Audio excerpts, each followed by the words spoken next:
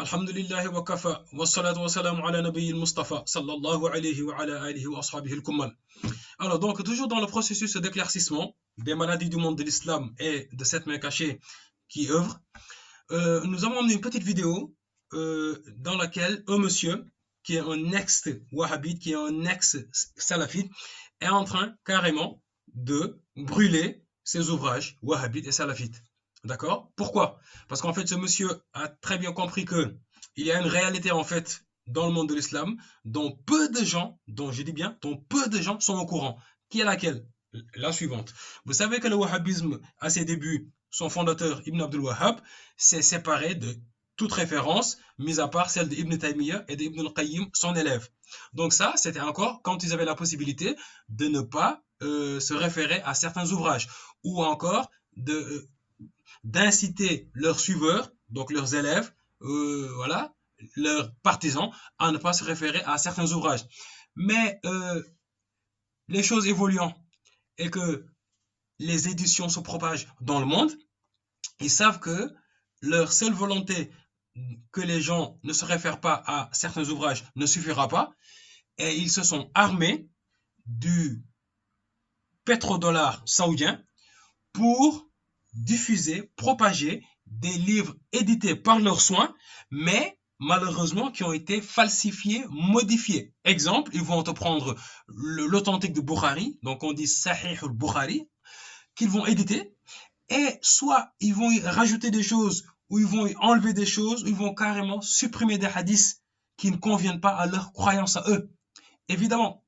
Et donc, ce n'est pas que dans des livres comme Bukhari, il y en a plein d'ouvrages qui sont des références en islam qu'ils manipulent. Ce qui veut dire que finalement, toi, en tant que musulman, tu te lèves, tu vas dans une librairie, tu achètes un livre, pensant que tu as, oui, le bon, parce que oui, effectivement, c'est l'authentique, mais tu ne sais pas que la main wahhabite est passée par là et qu'elle a falsifié ces livres, qu'elle l'a modifié. Ce qui veut dire que tout ce que tu liras, tout ce que tu apprendras, c'est quelque chose qui convient à la croyance wahhabite.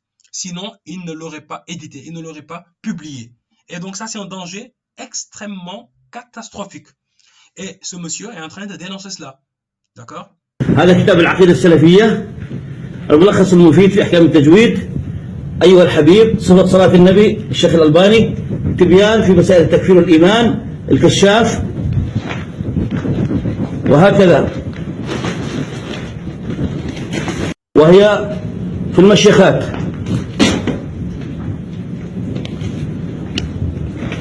هذه من أنفس المخطوطات، نسخة ثانية من المدينة المنورة. Donc là, il vient de jeter des documents qu'il dit provenant de Madina Munawwara. Donc Madina Munawwara, on sait que c'est la ville du prophète Mohammed sallallahu alayhi wa sallam, qui est sous contrôle de qui? Qui est sous contrôle du royaume saoudien, qui est allié de qui? Bah, du mouvement wahhabite. هذا كتابي تصحيح الأخطاء، طريقة مشهور حسن وأخطاء.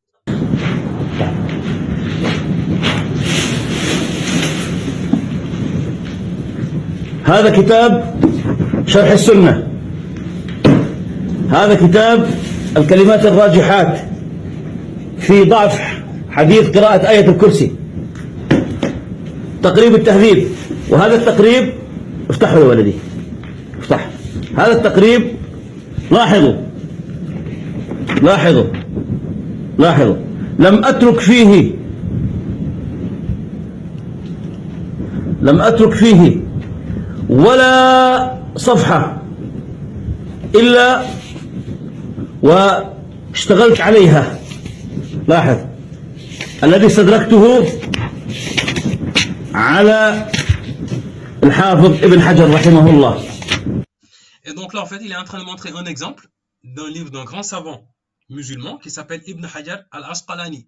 Ibn Hajar al-Asqalani, il est surtout connu pour avoir commenté, ou pour plutôt avoir fait le plus grand commentaire du livre du Sahih de Bukhari, qui s'appelle Fathul Bari.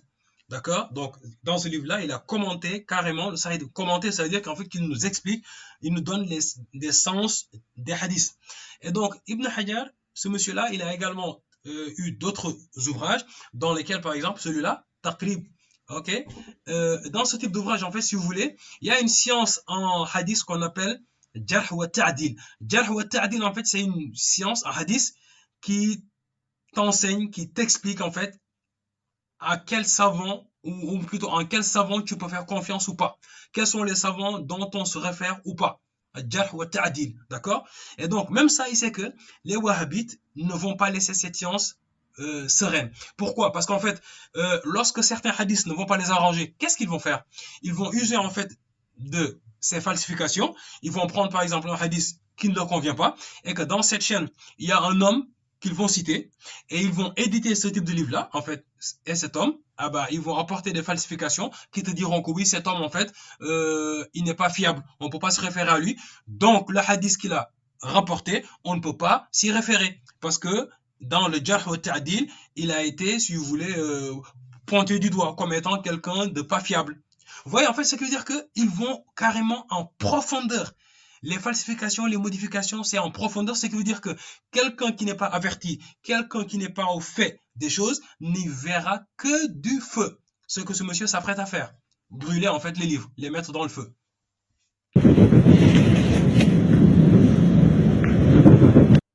تناقضات الألباني الواضحات استدركت على اللعين السقاف أكثر من 700 ترجمة.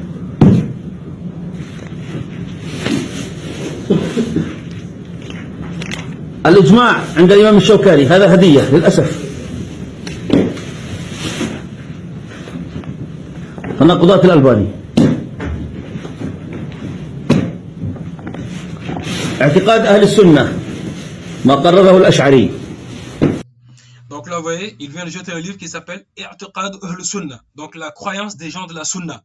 Ce qui veut dire que malheureusement, c'est également un livre, ok, que les wahhabites vont manipuler, vont falsifier, en te faisant croire que tu es en train d'acheter un livre de la croyance des gens de Sunna. Parce que quelqu'un qui suit la Sunna, s'il voit un livre sur lequel il est marqué croyance des gens de la Sunna, bah pour lui, c'est un livre qui est bon, qui est authentique, qui lui enseigne la croyance des gens de la Sunna. Mais malheureusement, l'armée wahhabite sera passée par là et l'aura falsifié, apporté les modifications qui conviennent à sa croyance pour te les publier. Bah, il les édite, il les publie. Bah, toi, en fait, tu crois apprendre la croyance des gens de la Sunna, mais non, tu es en train d'apprendre que la convenance à la croyance des wahhabites.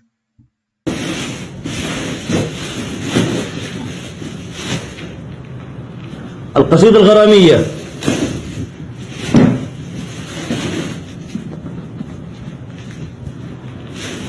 مسند الإمام أحمد الطبعة القديمة. Alors, donc là, c'est le high level. Là, c'est le top niveau. Pourquoi? Parce qu'il est en train de jeter, vous avez entendu, il a dit, Musnad Imam Ahmed. Donc ça, en fait, le Musnad d'Imam Ahmed, c'est normalement, si vous voulez, le livre phare chez les wahhabites. Le livre de référence topissime. Pourquoi? Parce que les wahhabites, vous savez, son fondateur, Ibn Abdul Wahhab, lui, s'est affilié, ok, strictement à qui? À la pensée de Ibn Taymiyyah et d'Ibn al-Qayyim. Mais surtout Ibn Taymiyyah, dont il recopiait ses textes à profusion. Et Ibn Taymiyyah, lui, s'est affilié à l'école de l'imam Ahmed. Qui est l'imam Ahmed? L'imam Ahmed, c'est l'un des 4 grands imams d'école de jurisprudence islamique. D'accord? C'est le 4e et le plus jeune parmi eux. Donc, il vient de jeter, en fait, son recueil de livres de hadith. Ce qui veut dire que même ce type de livre-là, qui est supposé être le livre de référence des wahhabites, ils ne vont pas l'épargner. Ah oui, pourtant, ce livre n'est supposé contenir que des hadiths du prophète, ou bien des choses qui sont rapportées du prophète.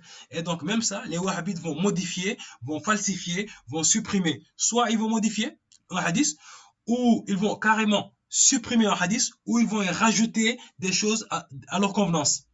Donc, vous voyez que c'est devenu catastrophique. Finalement, nous avons plein de livres qui circulent dans le monde de l'islam, dont on n'est pas du tout sûr de l'authenticité.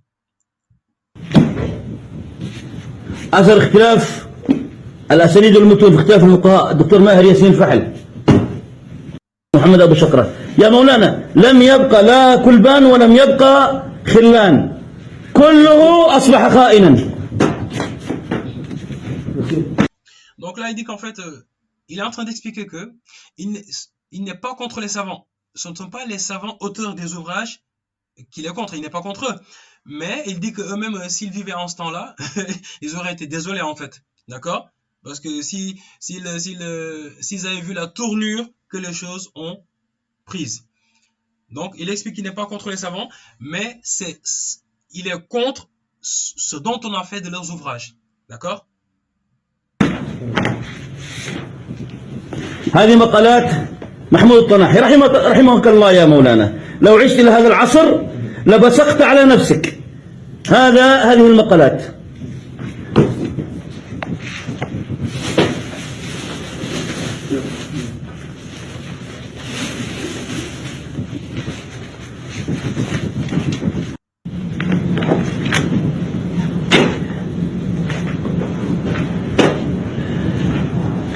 ترجمة الإمام البخاري رحمة الله عليك يا أبا عبد الله. لو عشت لهذا العصر لا تبرأت من هذه الأمة. هذه أمة الخذلان.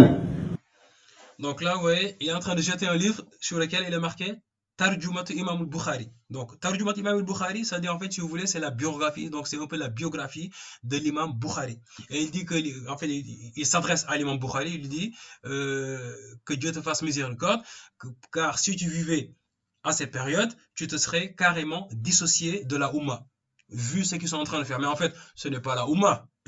Plutôt, il aurait dû dire le wahhabisme. Mais vu qu'en fait, le wahhabisme s'est érigé en dirigeant en fait du monde islamique, donc c'est pour ça qu'il dit Oumma en faisant référence au wahhabisme.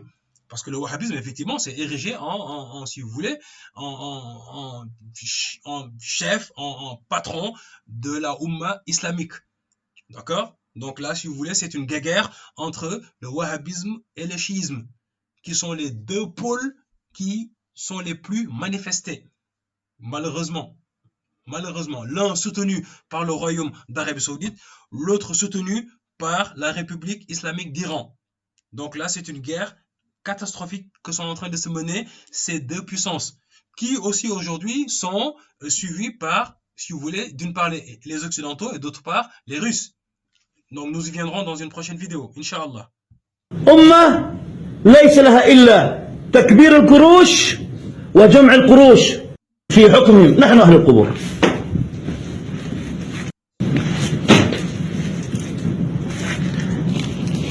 والآن جاء دور أشعل الحريق. أشعل الحريق قبل أن تحرق هذه الكتب. احرق معها قلبي، احرق معها وجداني، احرقها، احرقها.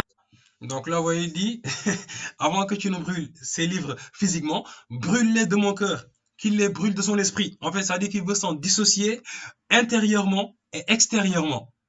Voilà. Parce qu'il a compris le malheur que ça a engendré. Voilà. Parce que ça, en fait, ils vont éditer des livres dans lesquels ils vont véhiculer des pensées que certains vont lire, vont croire être authentiques et vont se lever à aller faire des extrémismes, malheureusement. Ben oui, parce que tout l'extrémisme que vous voyez au monde aujourd'hui est issu du wahhabisme, soutenu par le pétrodollar saoudien, soit en formant des gens dans leurs universités, à Médine ou en Arabie Saoudite, qui vont retourner dans leur pays, au Sénégal, au Mali, au Pakistan, que sais-je, pour aller diffuser ces pensées wahhabites. Mais sauf que cette diffusion de pensées va s'accompagner de livres. Vous savez qu'un enseignement s'accompagne d'ouvrages. Et donc, les ouvrages, justement, qui vont être la base, de cette diffusion, des gens qui sont retournés aller diffuser la doctrine wahhabite, ce sont ces éditions qu'ils ont falsifiées, qu'ils ont manipulées. Et voilà. Malheureusement, c'est ce qui se passe dans le monde de l'islam au jour d'aujourd'hui et dont peu de gens sont au fait et sont au courant.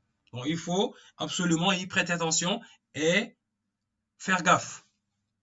أعطيها النار، أعطيها النار، أعطيها النار.